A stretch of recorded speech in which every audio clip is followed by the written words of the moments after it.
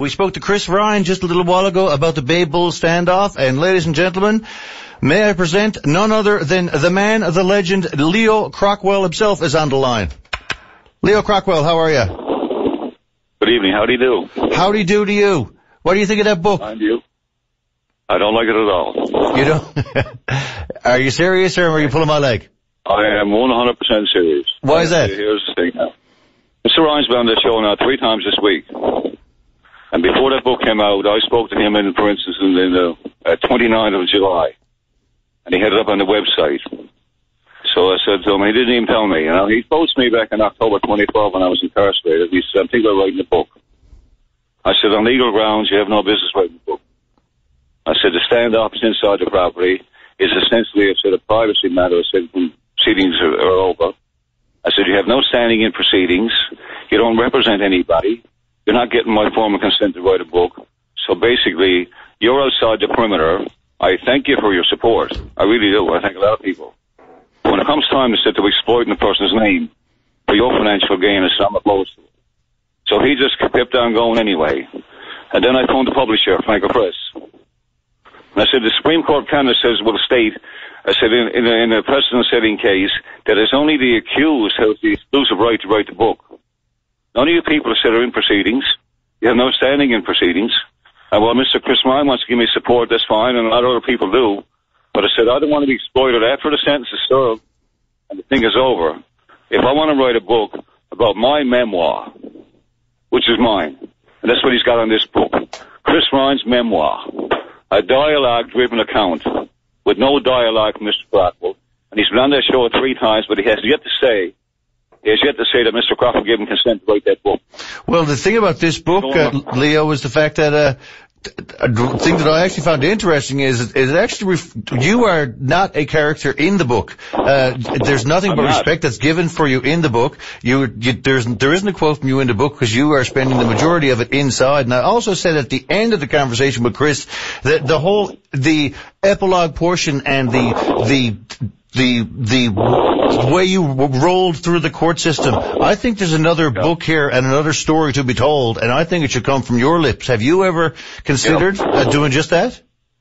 Well, my first thing to Mr. Ryan, I said to him right now, I said, I frankly can't see how, in the name of God, you're going to get a legal copyright.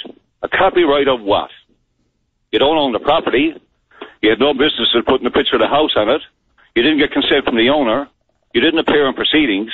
You don't represent anybody. So how could you get a legal copyright of something that took place inside that property? Tell me, because it eludes me. But he just kept going anyway. And the thing about it was, and I'll say it right now in the ear, so anybody, all the while when he wanted to give me support, and he even says it in his book several times, he said, there's a book here, you think about it. But I'm going to get the money. Well, as I said, Mr. Chris Ryan's exploiting my name for his own financial gain.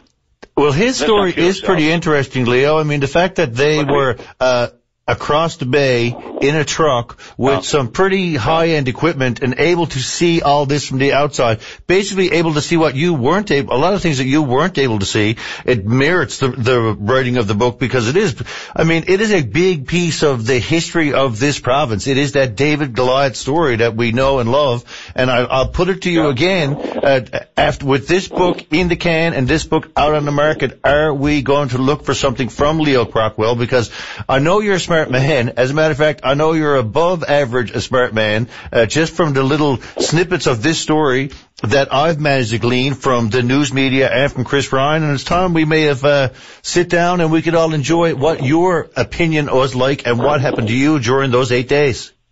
Yeah, after he writes the story. But his story is so different than what yours might be. Yeah, after. He had no business like that. I told Mr. Chris Ryan, I said, this case now is in appeal. Okay? The judge will write the decision. I said, no, you hold your place. No, I'm going to do it anyway. All summer he tried to get me to submit to an illegal arrest. But there's a warrant in provincial court now. And basically the basis of that warrant, I mean, this thing is still ongoing. This standoff is still ongoing right now. Because when we went from the trial division court, I went to the penitentiary, and they told me a 4-year sentence is a 22-month sentence. I said, well, he must be crazy. Open the door.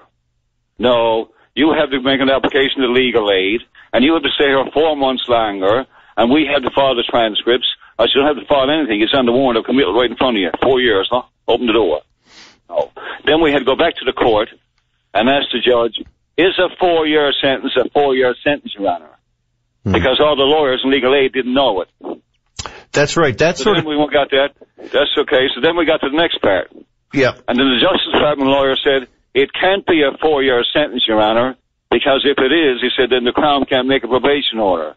And he said, that's right. He said, we're not here for that, but it is a 4-year sentence. And then I left probation. Anyway, so I'm going to ask. Then what happened? What about the story from you, Leo? Are we going to hear the story? Okay, so anyways, listen, what we're going to hear is this. You have an illegal copyright, Mr. Chris Ryan, and we're not friends.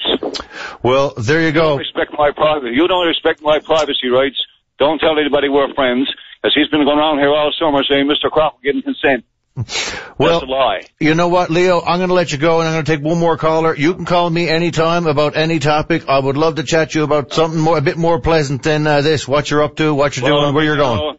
I sit there going on all summer with this guy. I said, don't go writing any books about me. Write a book about yourself, and write about all the birds that you saw.